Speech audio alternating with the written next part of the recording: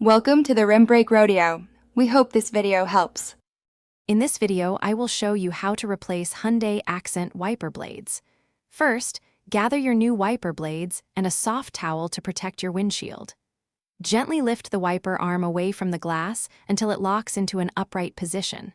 Then, locate the small release tab on the old wiper blade where it connects to the arm. Now, with the wiper arm lifted, press the small release tab on the old wiper blade.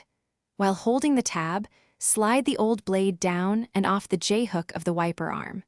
Be careful not to let the arm snap back onto the windshield. Gently lower the bare wiper arm onto the towel you placed earlier to prevent any damage. Next, take your new wiper blade. Align its connector with the J-hook on the wiper arm. Slide the new blade up the hook until you hear a distinct click, indicating it's securely locked into position. Give it a gentle tug to ensure it is firmly attached and won't come loose during operation. This step is crucial for safety. Finally, gently lower the wiper arm back onto the windshield.